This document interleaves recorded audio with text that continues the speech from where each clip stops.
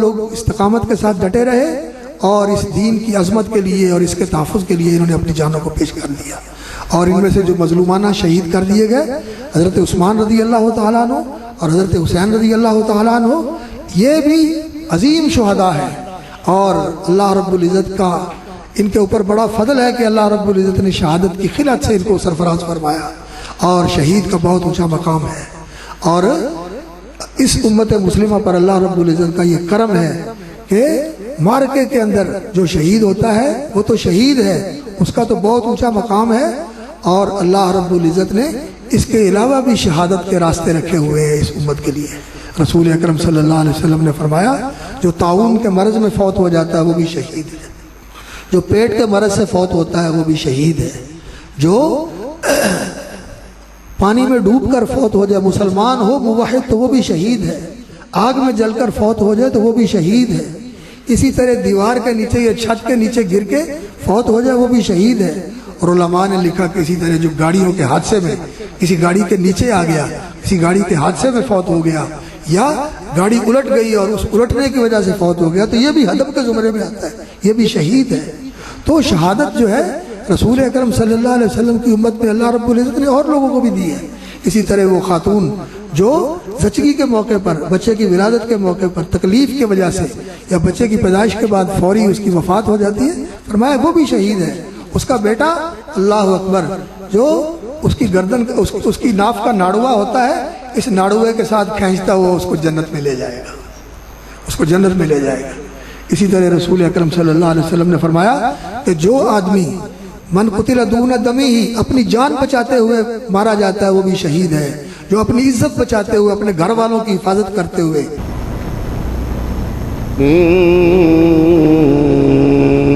شأني أمته والأبتر صدق الله العظيم.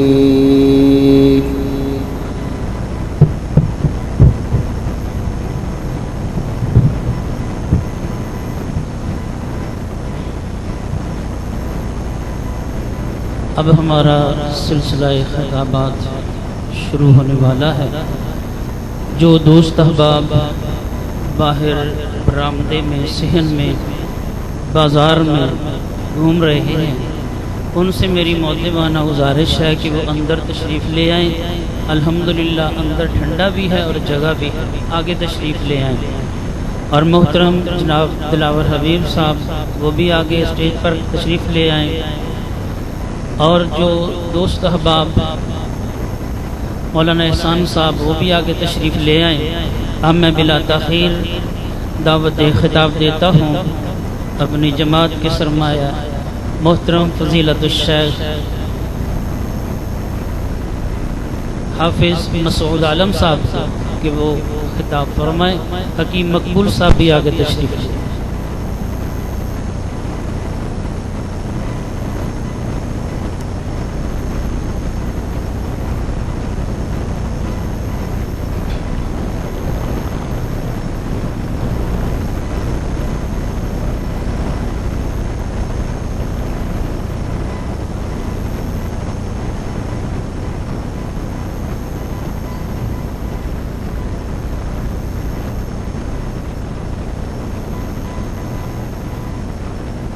اللہ وبرکاتہ.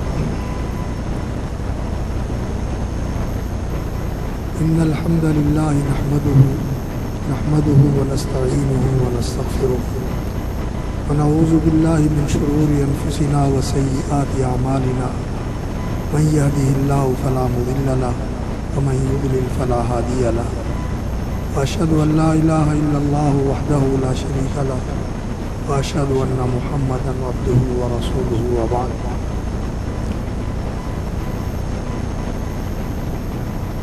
قال الله تبارك وتعالى واعتصموا بحبل الله جميعا ولا تفرقوا. وقال الله تعالى ان الذين فرقوا دينهم وكانوا شيعا لست منهم في شيء. قابل احترام اصحاب الفضیلہ علماء کرام، عزت مآب احباب گرامی، برادران اسلام اور عفت مآب قابل احترام خواتین خاہران اسلام، اللہ رب العزت نے ہمارے اوپر بہت بڑا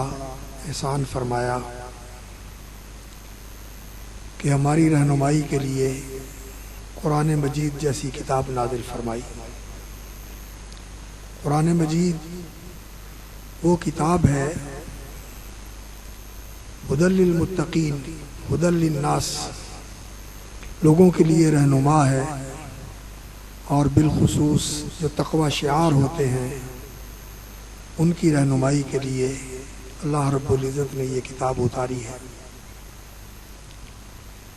اور اس قرآن مجید کی توضیح و تشریح کے لیے اور اس کی تفسیر اور عملی تطبیق کے لیے اللہ رب العزت نے اس کے ساتھ محمد الرسول اللہ صلی اللہ علیہ وسلم سید الاولین والآخرین خاتم الانبیاء والمرسلین کی ذات گرامی کو مبعوث فرمایا، اور آپ صلی اللہ علیہ وسلم نے لوگوں کو یہ قرآن پڑھایا، سکھایا، اس کے مطابق ان کی تربیت کی، اور آپ صلی اللہ علیہ وسلم نے اپنی پوری زندگی اس قرآن کے مطابق چل کر لوگوں کو دکھائی۔ آپ کو اللہ رب العزت کی طرف سے تعلیم یہی تھی، وَاتَّبِعْ مَا أُوحِيَ إِلَيْكَ مِن رَبِّكَ، کہ جو اللہ کی طرف سے آپ پر وحی کیا جاتا ہے آپ اس کی پیروی کریں۔ اور قرآن مجید میں ہی یہ اعلان کروایا آپ سے کہ اِنْ أَتَّبِعُ إِلَّا مَا يُوحَىٰ إِلَيَّ، میں صرف وحی کی پیروی کرتا ہوں۔ تو رسول اکرم صلی اللہ علیہ وسلم قرآن کے مطابق عمل کرنے والے تھے، اور آپ صلی اللہ علیہ وسلم نے قرآن مجید کی تعلیم بھی دی، اس کی تلاوت بھی فرمائی، اور اس پر عمل کرنا بھی سکھایا۔ اور جن لوگوں نے رسول اکرم صلی اللہ علیہ وسلم پر ایمان لا کر آپ صلی اللہ علیہ وسلم سے قرآن سنا، پڑھا، سیکھا، سمجھا، اور آپ صلی اللہ علیہ وسلم پر ایمان لا کر آپ صلی اللہ علیہ وسلم کی تصدیق کرتے ہوئے آپ کی اطاعت کی اور آپ کی اتباع کی، اللہ رب العزت نے ان ایمان لانے والوں کو اور قرآن سیکھنے اور سمجھنے والوں کو اور تربیت حاصل کرنے والوں کو لوگوں کے لیے نمونہ بنا دیا، لوگوں کے لیے معیار بنا دیا۔ اللہ رب العزت نے سورۃ البقرہ جو دعوت ایمان کی صورت ہے، اس میں اللہ رب العزت نے ایمان کی حقیقت بیان فرمائی، ایمان کے تقاضے بیان فرمائے، اور ایمان کی دعوت دی ہے، اور یہ بتایا ہے کہ ایمان کس طرح لاؤ۔ تو رسول اکرم صلی اللہ علیہ وسلم پر جو آیات نازل ہوئیں سورہ بقرہ کی، ان میں شروع کے اندر ہی اللہ رب العزت نے 3 گروہوں کا ذکر فرمایا ہے، ایک اہل ایمان کا، اور ایک ایمان سے انکار کرنے والے کفار کا جن کے دلوں پہ مہر ہو گئی، اور ایک وہ لوگ جو منہ سے کہتے تھے ہم ایمان لائے ہیں اور ان کے دلوں میں ایمان نہیں تھا، یہ منافقین کا گروہ تھا۔ اور ان لوگوں کو جو منہ سے کہتے تھے کہ ہم مومن ہیں اور دلوں میں ایمان نہیں تھا، ان کو اللہ رب العزت نے مخاطب کر کے کہا کہ آمنو کما آمن الناس، ایمان لاؤ اس طرح جس طرح یہ لوگ ایمان لائے۔ اب کون لوگ جو ایمان لائے تھے؟ یہ آیات سورہ بقرہ کی مدینہ منورہ میں نازل ہوئی، اور یہ ہجرت کے بعد کی آیات ہے، جب مدینہ کے مہاجرین ہجرت کر کے مدینہ منورہ پہنچ گئے تھے، اور انصار نے ایمان قبول کر کے اپنا سب کچھ رسول اکرم صلی اللہ علیہ وسلم کی خدمت میں پیش کر دیا تھا، اپنے گھروں کے دروازے کھول دیے تھے، اپنے کھیتوں کو نبی صلی اللہ علیہ وسلم کے سامنے پیش کر دیا تھا، اور اپنا سب کچھ نچھاور کر دیا تھا رسول اکرم صلی اللہ علیہ وسلم کی ذات گرامی پر۔ تو یہ لوگ تھے جو ایمان لائے تھے۔ تو اللہ رب العزت نے کہا آمنو کما آمن الناس، ایمان لاؤ اس طرح جس طرح یہ لوگ ایمان لائے۔ لیکن وہ منافق جو مفاد پرست تھے اور جو دنیا کو عزیز رکھتے تھے اور ان کے دلوں میں بیماری تھی منافقت کی، فی قلوبہم مرض، کھوٹ تھا، شک و ارتیاب کا، کہ وہ دین کے بارے میں مطمئن نہیں تھے، اس کو جھوٹا دین سمجھتے تھے، اور اگر آتے تھے تو صرف مفاد کے لیے آتے تھے کہ ہمارے مفادات محفوظ ہو جائیں۔ وہ ان صحابہ کو کہتے ہیں کہ انؤمن کما آمن السفہاء، ہم اس طرح ایمان لائیں جس طرح یہ بے سمجھ اور یہ نادان ایمان لائے۔ صحابہ کرام کو بے سمجھ اور نادان کس لیے کہا جاتا تھا؟ کہ ان لوگوں نے اللہ کے دین کے لیے اپنے گھر بار چھوڑ دیے، رشتے ناطے قربان کر دیے، جانیں ہر وقت تری پہ رکھی ہوئی تھی، جہاں رسول اکرم صلی اللہ علیہ وسلم کا حکم ہو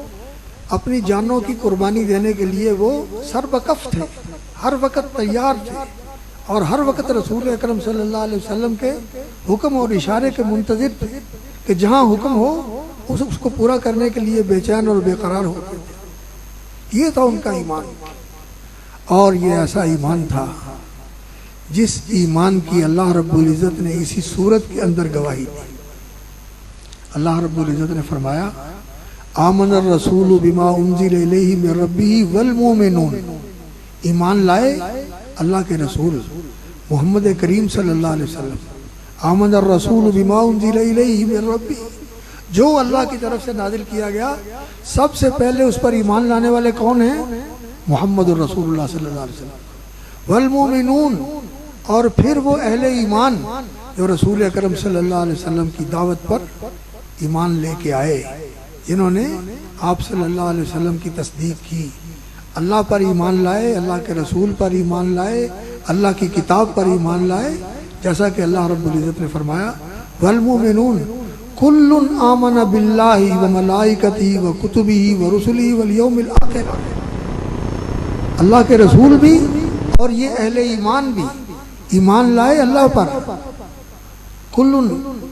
آمن الرسول بما انزل الیہ من ربہ والمؤمنون کل آمن باللہ، سب ایمان لائے اللہ پر، آمن باللہ والملائکۃ، اور اللہ کے فرشتوں پر، وکتبہ ورسلہ، اللہ کی کتابوں پر اور اللہ کے رسولوں پر، لا نفرق بین احد من رسلہ، اور وہ اللہ کے رسولوں میں کسی کے درمیان تفریق نہیں کرتے تھے، آدم علیہ السلام سے لے کر عیسیٰ علیہ السلام تک، اور اس کے بعد خاتم الانبیاء والمرسلین سید الاولین والآخرین محمد الرسول اللہ صلی اللہ علیہ وسلم پر ایمان لائے۔ یہ نہیں کہ یہودیوں کی طرح کچھ نبیوں کو مانا اور کچھ کا انکار کر دیا اور بعض کی تکذیب کر دی، یا عیسائیوں کی طرح جو پہلے نبیوں کو مانتے تھے لیکن رسول اکرم صلی اللہ علیہ وسلم کی نعوذ باللہ تکذیب کر دی، آپ صلی اللہ علیہ وسلم پر ایمان نہیں لائے۔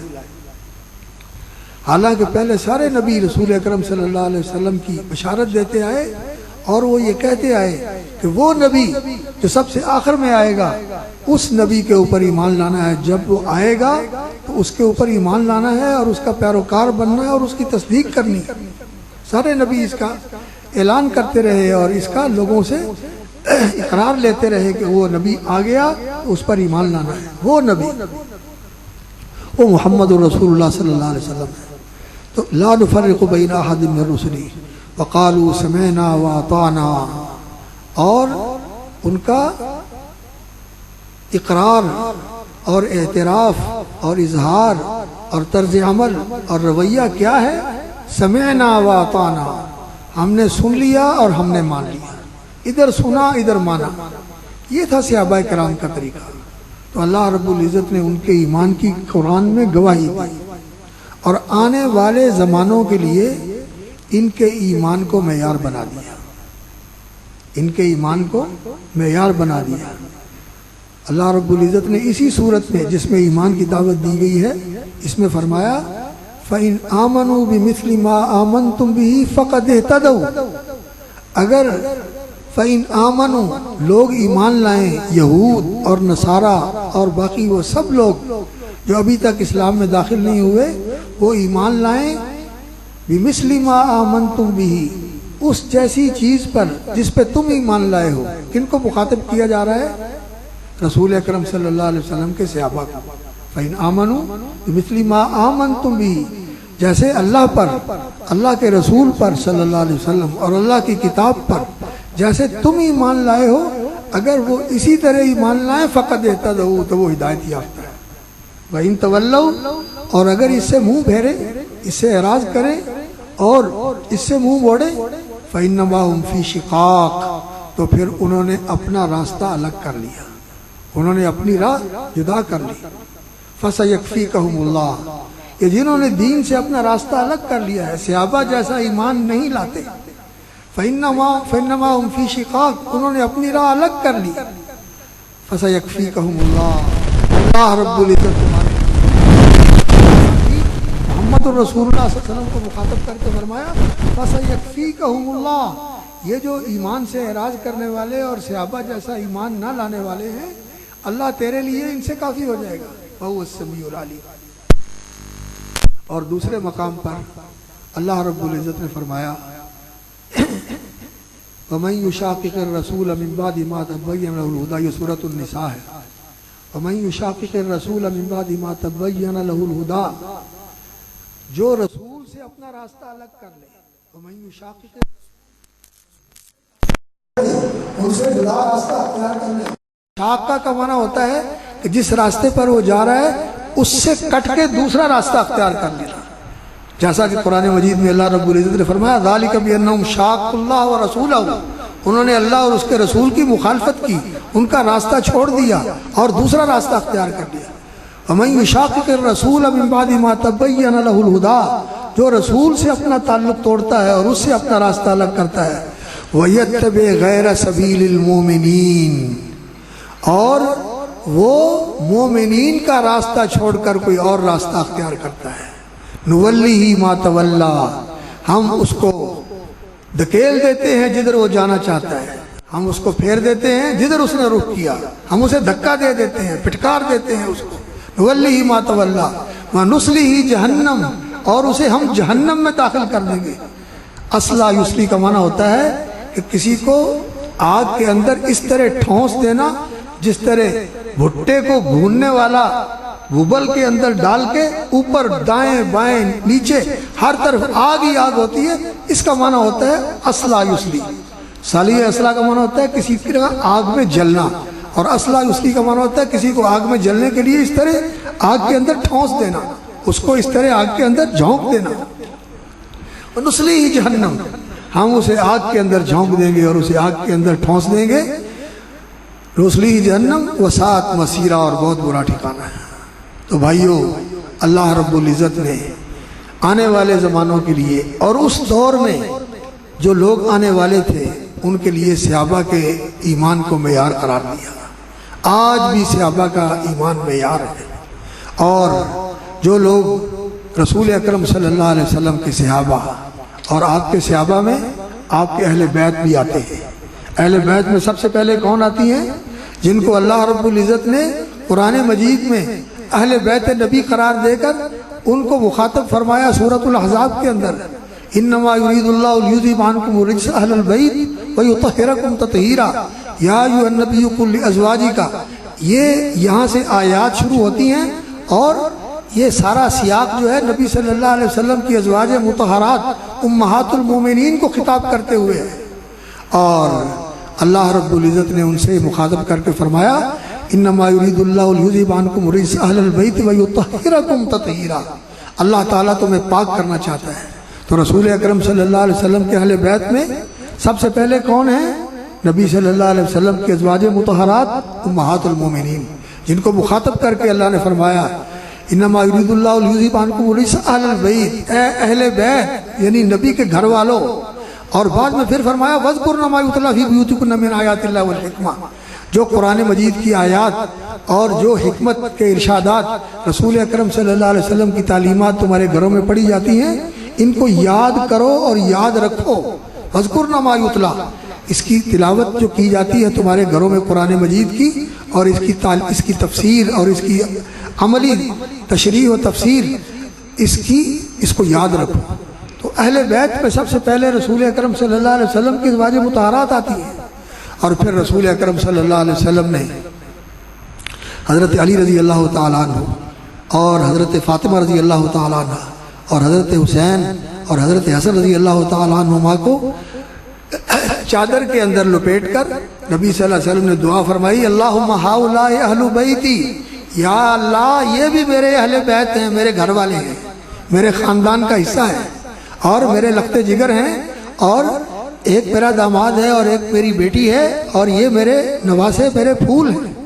رسول اکرم صلی اللہ علیہ وسلم نے فرمایا ہؤلاء اہل بیتی، تو دعا کر کے نبی صلی اللہ علیہ وسلم نے اللہ رب العزت سے فرمایا، یا اللہ یہ بھی میرے اہل بیت ہیں، ان کے لیے بھی وہی فضیلت جو قرآن میں تو نے ازواج مطہرات کے لیے بیان فرمائی ہے، اللہ اس کا مستحق ان کو بھی قرار دے دے۔ تو نبی صلی اللہ علیہ وسلم کی دعا کے ساتھ یہ بھی اہل بیت میں شامل ہو گئے۔ اور رسول اکرم صلی اللہ علیہ وسلم کی اولاد اطرت رسول اللہ صلی اللہ علیہ وسلم، اطرتی میری اولاد، یہ رسول اکرم صلی اللہ علیہ وسلم کے اہل بیت ہیں۔ اور اسی طرح آل ہاشم کے لوگ، جو ہاشمی خاندان کے لوگ جو مسلمان تھے، یہ بھی رسول اکرم صلی اللہ علیہ وسلم کے اہل بیت ہیں۔ وہ اہل بیت النسب ہیں، وہ نبی صلی اللہ علیہ وسلم کے نسبی گھر کے افراد ہیں۔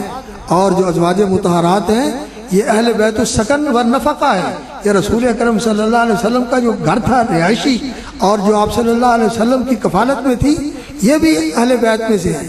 تو نبی صلی اللہ علیہ وسلم کے تمام صحابہ سے محبت کرنا اور ان جیسا ایمان لانے کی کوشش کرنا، اور نبی صلی اللہ علیہ وسلم کے اہل بیت سے محبت کرنا، جن میں نبی صلی اللہ علیہ وسلم کے ازواج مطہرات بھی ہیں، آپ صلی اللہ علیہ وسلم کی اولاد بھی ہے، اور آپ صلی اللہ علیہ وسلم کی بیٹیوں میں آپ صلی اللہ علیہ وسلم کے لخت جگر حضرت فاطمہ بھی ہیں، اور حضرت رقیہ اور ام کلثوم بھی ہیں، اور حضرت زینب بھی رسول اکرم صلی اللہ علیہ وسلم کی بیٹیاں ہیں۔ قرآن میں اللہ رب العزت نے رسول اکرم صلی اللہ علیہ وسلم کی بیٹیوں کا ذکر کیا ہے، ایک بیٹی نہیں تھی۔ قل لازواجک و بناتک و نساء المؤمنین، اپنی بیویوں سے کہہ دیں، قل لازواجک و بناتک، اور اپنی بیٹیوں سے کہہ دیں، و نساء المؤمنین، اور مومنوں کی عورتوں سے کہہ دیں کہ وہ باپردہ باہر نکلا کریں، یدنین علیہن من جلابیبہن،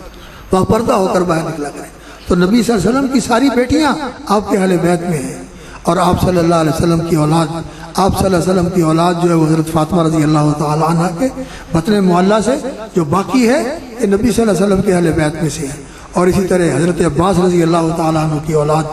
اور حضرت جعفر کی اولاد، اور اسی طرح جو رسول اکرم صلی اللہ علیہ وسلم کے دوسرے قریبی رشتہ دار تھے، ان کی جو اولاد ہے یہ بھی نبی صلی اللہ علیہ وسلم کے اہل بیت میں سے، جو ان میں سے مسلمان ہیں۔ اور نبی صلی اللہ علیہ وسلم کے خلفاء جو آپ صلی اللہ علیہ وسلم کے جانشین بنے، جنہوں نے آپ کے مشن کو جاری رکھا، نہ صرف جاری رکھا بلکہ اس کی آبیاری کی اور اس کو مکمل کیا، اور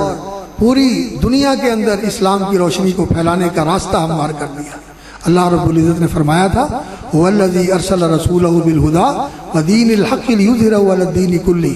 اللہ وہ ہے جس نے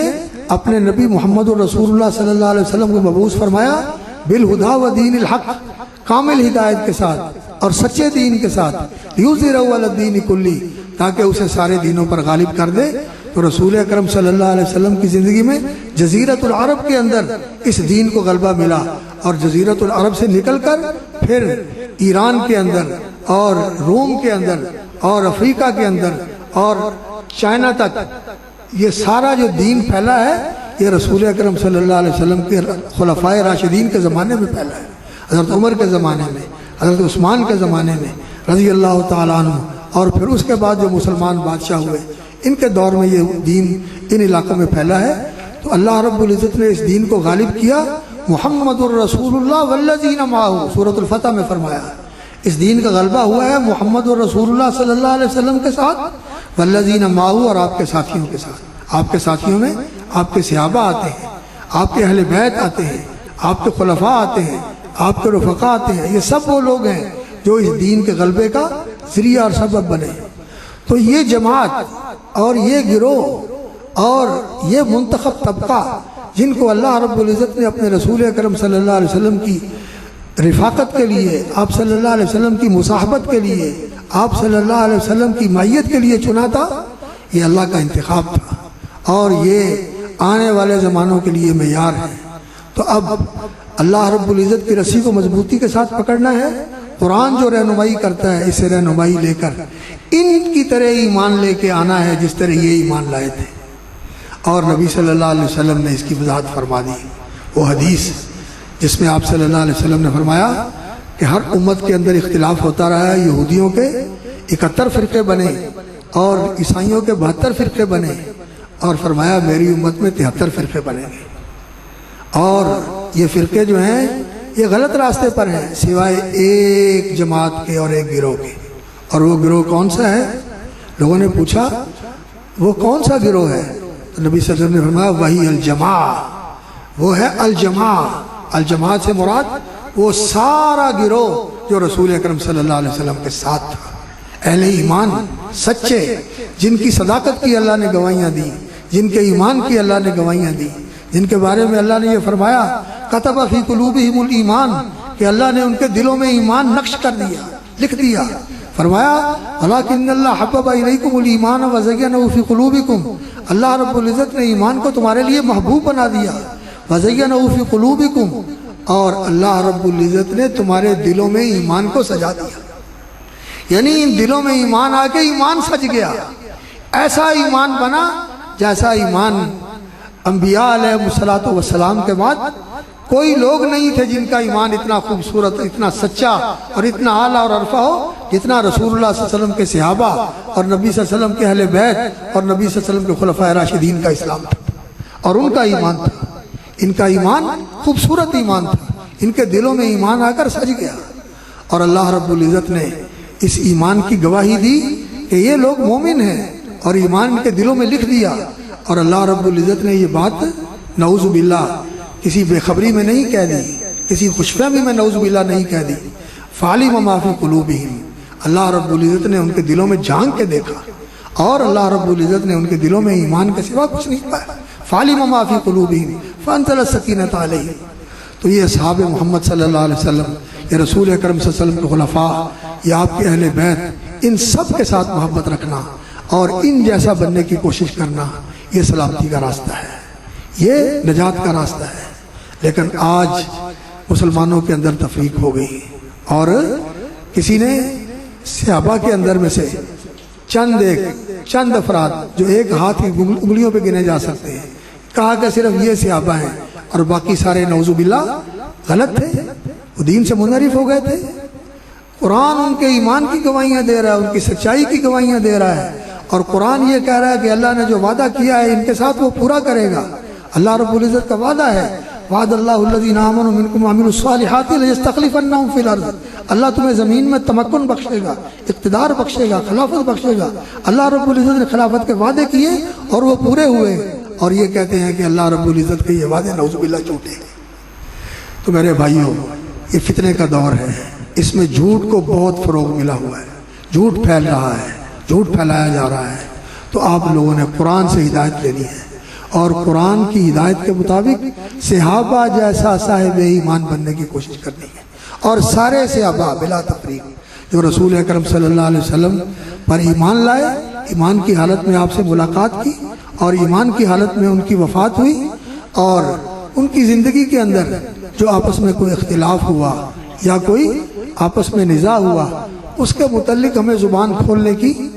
ضرورت نہیں ہے۔ ان کا معاملہ اللہ کے ساتھ ہے، وہ اللہ کے پاس چلے گئے۔ اللہ رب العزت نے ان کے بارے میں بشارتیں ذکر فرما دی قرآن مجید میں، والسابقون الاولون من المہاجرین والانصار والذین اتبعوہم بإحسان رضی اللہ عنہم ورضوا عنہ۔ والسابقون الاولون من المہاجرین والانصار، مہاجرین اور انصار میں سے پہلے اسلام لانے والے، مکے کے اسلام لانے والے مہاجرین، جن میں خلفائے راشدین، عشرہ مبشرین بالجنہ اور دیگر وہ حضرات ہیں جنہوں نے دونوں ہجرتیں کی، حبشے کی ہجرت اور مدینے کی ہجرت، یہ سارے مہاجرین ہیں، اور انصار جنہوں نے اللہ اکبر وہ بیعت عقبہ میں شریک ہوئے اور رسول اکرم صلی اللہ علیہ وسلم پر ایمان لائے، اور انہوں نے دونوں قبلوں کی طرف نماز پڑھی، بیت اللہ کی طرف بھی جب ادھر توجہ کر دیا گیا، اور اس سے پہلے بیت المقدس کی طرف نماز پڑھی، دونوں ہجرتیں کرنے والے اور دونوں قبلے کی طرف نماز رخ کر کے نماز پڑھنے والے یہ السابقون الاولون ہیں. والسابقون الاولون من المہاجرین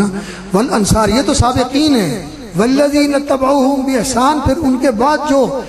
اچھے طریقے سے ان کے پیروکار بنے، سچے دل سے ایمان لائے. والذین اتبعوہم باحسان، جتنے بھی صحابہ تھے وہ سب اتبعوہم باحسان کے زمرے میں آتے ہیں. اور ان سب کے لیے اللہ رب العزت کا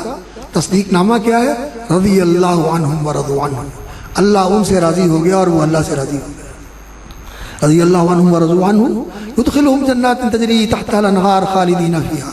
اللہ رب العزت ان کو جنت میں داخل کرے گا جس کے نیچے نہریں بہتی ہیں اور ہمیشہ اس میں رہیں گے. رضی اللہ عنہم ورضوا عنہ، اللہ ان سے راضی ہو گیا اور یہ اللہ سے راضی ہو گیا. یہ صحابہ کی جماعت، یہ نبی صلی اللہ علیہ وسلم کے اہل بیت، یہ آپ صلی اللہ علیہ وسلم کی ذریت مطہرہ، آپ صلی اللہ علیہ وسلم کی اولاد، آپ کی عطرت، ان سب کے ساتھ محبت کرنا یہ دین ہے، اور اس پہ تفریق کرنا یہ گمراہی ہے. اور یہ رسول اکرم صلی اللہ علیہ وسلم سے اپنا راستہ جدا کرنا ہے. اور جو نبی صلی اللہ علیہ وسلم سے اپنا راستہ جدا کرتا ہے، اللہ تعالیٰ نے فرمایا فَسَيَكْفِيكَهُمُ اللَّهُ، آپ کو اللہ رب العزت ان سے کافی ہو جائے گا. اور یہ غیر سبیل المومنین، مومنوں کا راستہ چھوڑ کر دوسرا راستہ اختیار کرتے ہیں. بے شک وہ اپنے آپ کو مومن ہی کہتے ہوں، لیکن ان کا راستہ اہل ایمان کا راستہ نہیں ہے. یہ جو فلسفہ شہادت کانفرنس ہے، اس میں جو اسلام کے شہداء ہیں، عہد نبوت کے شہداء، عہد نبوی کے شہداء جو مکے میں شہید ہوئے، حضرت سمیہ رضی اللہ تعالیٰ عنہ، حضرت عمار کے والد یاسر، اور اسی طرح ذوالنیرہ، یہ جو لوگ مکہ مکرمہ میں شہید ہوئے، اسلام کے شہداء الاسلام، اور نبی صلی اللہ علیہ وسلم کے بعد پھر آپ کے ساتھ جنگوں میں شہید ہوئے. اور سیدنا حمزہ رضی اللہ تعالیٰ عنہ، اور غزوات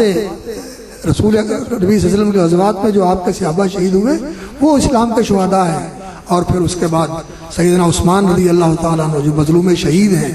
اور اسی طرح حضرت علی رضی اللہ تعالیٰ عنہ، اور اسی طرح سیدنا حسین رضی اللہ تعالیٰ عنہ، یہ بھی شہداء میں سے ہیں. ان لوگوں نے دین کے لیے قربانیاں دی، دین کے اوپر لوگ استقامت کے ساتھ ڈٹے رہے، اور اس دین کی عظمت کے لیے اور اس کے تحفظ کے لیے انہوں نے اپنی جانوں کو پیش کر دیا. اور ان میں سے جو مظلومانہ شہید کر دیے گئے، حضرت عثمان رضی اللہ تعالیٰ عنہ اور حضرت حسین رضی اللہ تعالیٰ عنہ، یہ بھی عظیم شہداء ہیں. اور اللہ رب العزت کا ان کے اوپر بڑا فضل ہے کہ اللہ رب العزت نے شہادت کی خلعت سے ان کو سرفراز فرمایا، اور شہید کا بہت اونچا مقام ہے.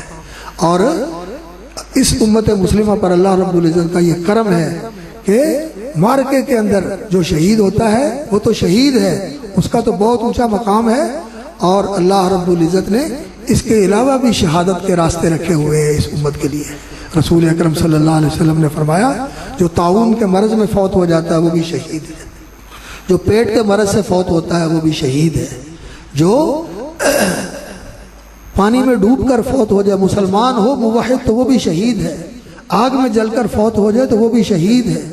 اسی طرح دیوار کے نیچے یا چھت کے نیچے گر کے فوت ہو جائے وہ بھی شہید ہے. اور علماء نے لکھا کہ اسی طرح جو گاڑیوں کے حادثے میں کسی گاڑی کے نیچے آ گیا، کسی گاڑی کے حادثے میں فوت ہو گیا، یا گاڑی الٹ گئی اور اس الٹنے کی وجہ سے فوت ہو گیا، تو یہ بھی ہدف کے زمرے میں آتا ہے، یہ بھی شہید ہے. تو شہادت جو ہے رسول اکرم صلی اللہ علیہ وسلم کی امت میں اللہ رب العزت نے اور لوگوں کو بھی دی ہے. اسی طرح وہ خاتون جو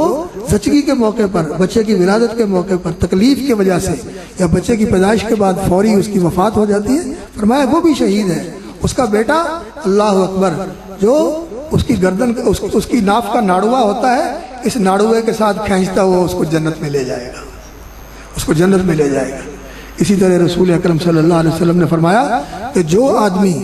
من قتل دون دمی ہی اپنی جان بچاتے ہوئے مارا جاتا ہے وہ بھی شہید ہے. جو اپنی عزت بچاتے ہوئے اپنے گھر والوں کی حفاظت کرتے ہوئے کوئی گھر والوں کے اوپر حملہ آور ہو ان کو مارنا چاہے یا نعوذ باللہ ان کی عزت کو تاراج کرنا چاہے، جو اس لیے مقابلہ کرتے ہوئے مارا جائے وہ بھی شہید ہے. جو اپنے مال کا تحفظ کرتے ہوئے مارا جائے وہ بھی شہید ہے. جو اپنے دین کا تحفظ کرتے ہوئے مارا جائے وہ بھی شہید ہے. تو یہ شہادت جو ہے رسول اکرم صلی اللہ علیہ وسلم کی امت کے اندر اللہ رب العزت نے اس کے اور بھی راستے رکھے ہوئے ہیں. حافظ ابن حجر رحمۃ اللہ علیہ نے 20 قسم کے لوگوں کا تذکرہ فرمایا فتح الباری کے اندر، جن کو شہادت کا درجہ ملتا ہے، شہادت والا ثواب اللہ رب العزت فرماتے ہیں. اور سب سے بڑی بات یہ ہے اللہ اکبر کہ جو آدمی اپنی زندگی کے اندر سچے دل سے اللہ سے یہ مانگتا ہے کہ یا اللہ مجھے شہادت کی موت دینا، میرا خاتمہ ایمان پہ فرمانا اور مجھے شہادت کی موت دینا۔ تو فرمایا وہ جس طرح بھی فوت ہو، اپنے بستر کے اوپر بھی فوت ہو جائے، اللہ اس کو بھی شہیدوں کا درجہ عطا فرما دیتے ہیں، اللہ تعالیٰ اس کو بھی شہیدوں کا درجہ عطا فرما دیتے ہیں۔ تو شہادت یہ ہے کہ انسان اللہ کے دین کی گواہی دے، زبان کے ساتھ بھی اور عمل کے ساتھ بھی، کردار کے ساتھ بھی، اس کا قول بھی اس دین کے مطابق ہو، اس کا عمل اور کردار بھی اس دین کے مطابق ہو، اور پھر اس کے دل کا جذبہ یہ ہو کہ میں اسی دین کے لیے قربان ہو جاؤں، میں اس دین کی عظمت کے لیے، اس کی اللہ اکبر حرمت کے لیے، اس کے تقدس کے لیے، اس کے قائم کرنے کے لیے، اس کو سر بلند کرنے کے لیے، اس کو پوری دنیا میں غالب کرنے کے لیے، پوری دنیا کے اندر اس دین کا سکہ جاری کرنے کے لیے میری جان چلی جائے، میری صلاحیتیں اور میری توانائیاں خرچ ہو جائیں۔ جو یہ جذبہ رکھتا ہے اور یہ کہتا ہے کہ میرا سب کچھ اس دین کے کام آ جائے، بے شک بستر پہ اس کو موت آئے، اللہ اس کو بھی جنت، اللہ اس کو بھی شہیدوں کا درجہ عطا فرما دیتا ہے۔ تو یہ ہمارے عزیز اللہ تعالیٰ ان کو سلامت رکھے۔ یہ فلسفہ شہادت کے نام سے ایک عرصے سے یہ 38ویں کانفرنس ہے، 38واں سال ہے اس کانفرنس کو، یہ اس کانفرنس کا انعقاد کر رہے ہیں لوگوں کو یہ بتانے کے لیے کہ اہل بیت کے نام پر نعوذ باللہ صحابہ سے دشمنی کرنا اور ان کے بارے میں بد زبانی کرنا، اس کا کوئی راستہ نہیں ہے، اس کا کوئی بالکل ذرہ برابر جواز نہیں ہے۔ نبی صلی اللہ علیہ وسلم کے صحابہ،